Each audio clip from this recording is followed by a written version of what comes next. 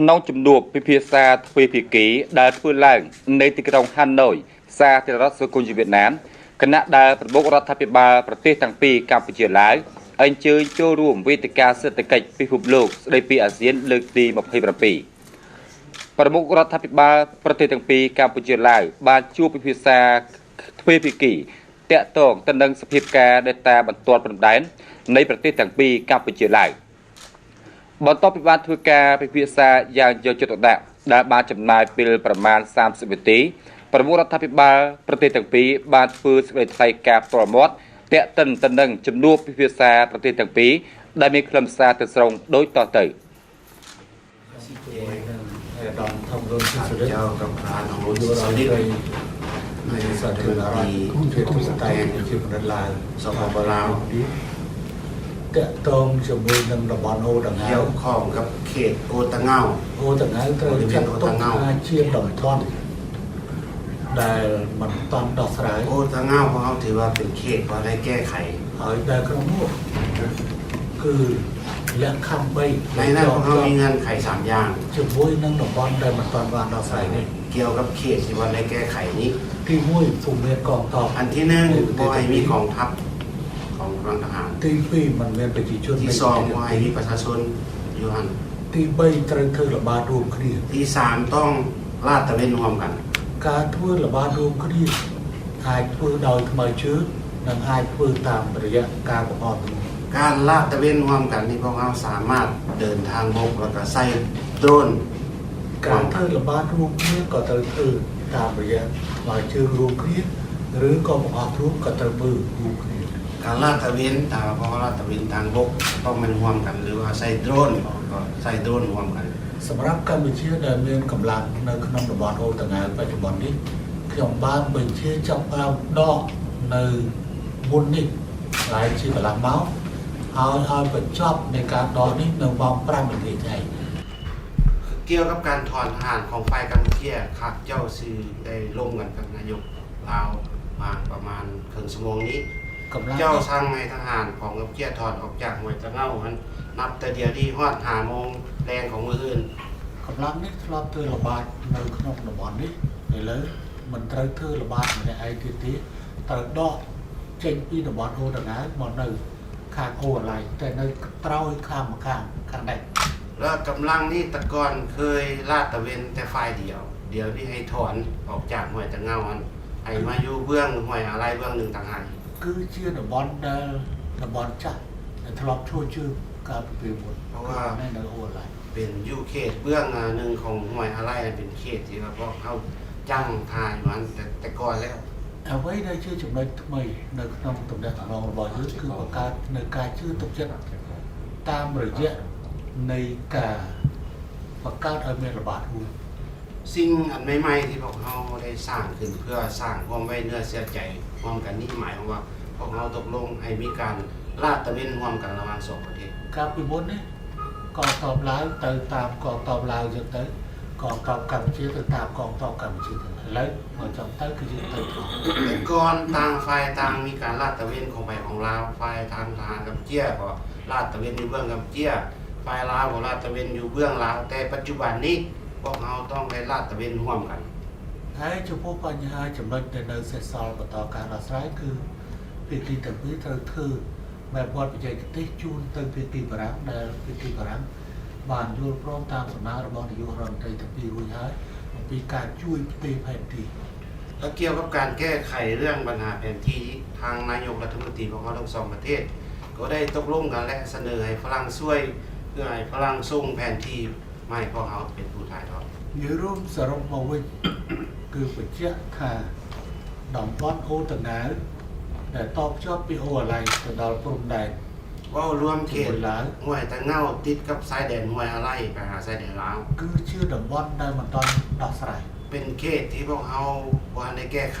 ហើយដែលชอบได้លក្ខខណ្ឌ3យ៉ាងโดยที่ខ្ញុំបានបញ្ជាក់ការเขตดังกล่าวนี่ก็ต้องยั่งยืนว่ามันต้องให้อยู่ใน3เงื่อนไขที่พวกเราบอกมาเมื่อกี้ที่1ที่1អត់មានកងទ័ពที่1บ่ให้มีกำลังทหารที่2អត់មានប្រជាពលរដ្ឋចូលមកធ្វើអាជីវកម្មที่2บ่ให้ประชาชนเข้ามาดำเนินธุรกิจหรือว่าทำมาหากินท ទី3បើចង់ធ្វើระบาดគឺระบาดរួមที่3ถ้าว่าอยากลาดตระเวนก็ต้องแม่นมีการลาดตระเวนร่วมกันខ្ញុំសូមស្នើឲ្យដល់តำรวจคือเจ้าก็เสนอมาลงรุ่นคือว่าการพบปะของ2นายกมื้อนี้ได้ตกลงปัญหาสำคัญខ្ញុំគិតថាការជួបឯកសម្ដេចតេជោថ្ងៃនេះគឺជាការជួបដែលយើងបានឯកភាពមានបញ្ហាសំខាន់คือกับสมเด็จนายกเตโชហ៊ុនសែនได้แถลงไปแล้วนะដោយสมเด็จតេជោហ៊ុនសែនបានបញ្ជាក់ទៅរដ្ឋហើយតាเขายืนยันว่าเขตនេះเป็นยังเป็นเขตคงคาយើងបញ្ជាក់ថានៅតំបន់នេះជាតំបន់ដែលនៅសេសនមិនទាន់ដកស្រាយនៅលើเขตคงคาមិត្តภาพที่ជាតំបន់នៅសេសនមិត្តភាពរវាងប្រទេសតែตกลงกันมานั้นយើងបានឯកភាពគ្នាครับจะคือว่าการตกลงนี้เป็นการตกลงที่สำคัญสร้างความแน่เนื้อเชื่อใจให้2ประเทศก็คือสร้างความอุ่นใจให้แก่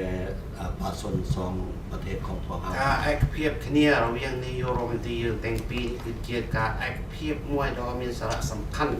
នឹងបង្កការភាពទុកចិត្តគ្នាទៅវិញទៅមកធ្វើឲ្យប្រជាជនយើងប្រទេសទាំងពីរកាន់តែសប្បាយสร้างหลักการที่สมเด็จนายกហ៊ុនសែនแถลงมานั้นว่าจะ2ฝ่ายพอจะพร้อมกันจัดการปฏิบัติให้เข้มงวดคือលំសារដែលសម្ដេចតេជោបានបញ្ជាក់មកមែននេះគឺយើងនឹងខិតខំអនុវត្តការងារឯកភាពគ្នាឲ្យបានទន្ទឹមគ្នាเวลาเดียวกันนั้นก็เห็นดีกับสมเด็จนายกហ៊ុនសែนว่า2กระทรวงการต่างประเทศต้องเสนอไว้ให้ฝรั่งที่ส่งไปพวกเขาเพื่อสืบต่อពេលហ្នឹងគឺខ្ញុំក៏ឯកភាព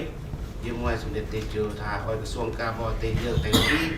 វិភាគសាគ្នាដើម្បីរៀបចំ TOR ដូចជាបែបបទដើម្បីជូនទៅដល់បារាំងให้2คณะสายแดนที่ได้แต่งตั้งนะสืบต่อลงสถานที่เพื่อศึกษาค้นคว้าហើយយើងជំរុញឲ្យគណៈកម្មា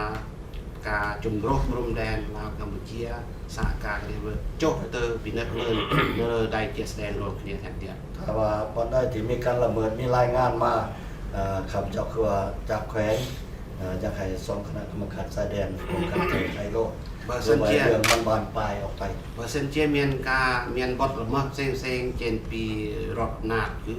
ឲ្យខាងគេរាយការណ៍មកឲ្យដើម្បីគណៈកម្មការជំរុះព្រំដែនលៅកម្ពុជាចុះទៅពិនិត្យដកស្រាយជាក់ស្ដែងជាបន្ទាន់ครับเจ้าคือว่า2นายกของพวกเฮาชื่อว่า2นายกของพวกเฮานี่ตกลงกันแล้วจะได้สืบต่อสีนำอย่างใกล้ชิดเพื่อบ่ให้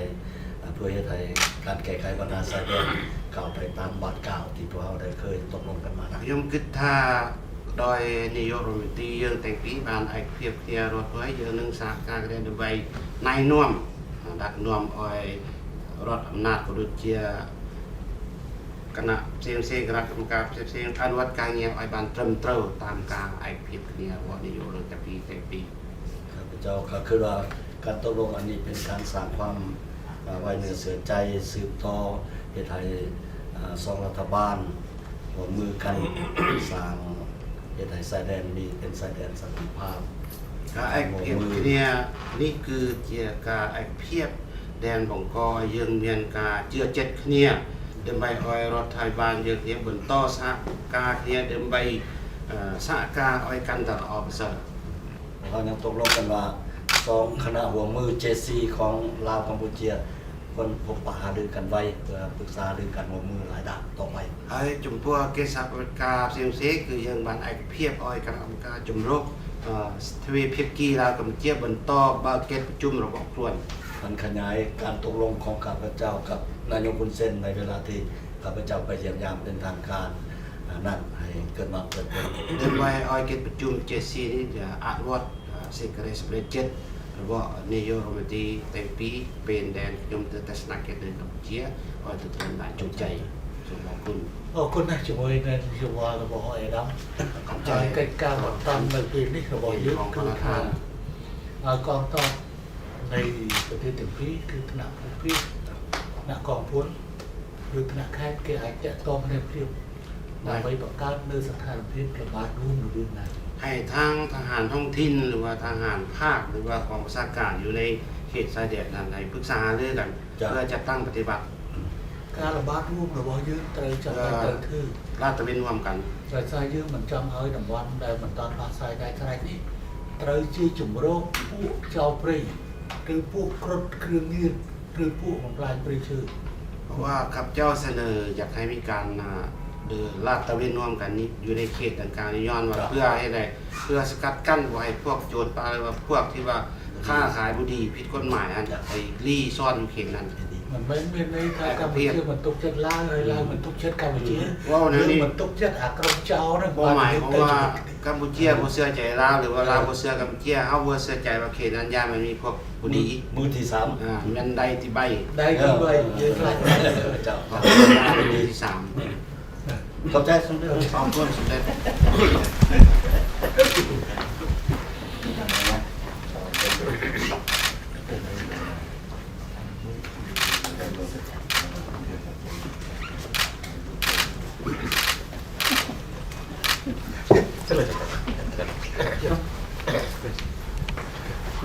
thank you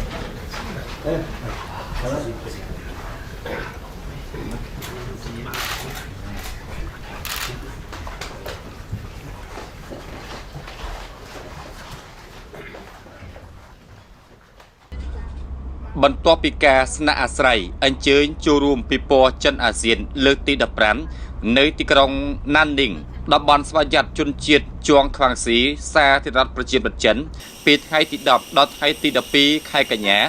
និងអញ្ជើញចូលរួមវេទិកាសេដ្ឋកិច្ចពិភពលោកស្ដីពីអាស៊ានលើកទី27នៅទីក្រុងហាណូយសាធារណរដ្ឋសង្គមវៀតណាមពីថ្ងៃទី12ដល់ថ្ងៃទី13ខែកញ្ញាប្រកបដោយលទ្ធផលត្រចះត្រចោរិចបោកនៅរសៀលថ្ងៃដដែលនោះដែរសម្ដេចអគ្គមហាសេនាបតីជោហ៊ុនសែននាយករដ្ឋមន្ត្រីនៃព្រះរាជាណាចក្រកម្ពុជានិងគណៈប្រតិភូជាន់ខ្ពស់រដ្ឋាភិបាលកម្ពុជាបានអញ្ជើញចាក់ចេញពីទីក្រុងហាណូយ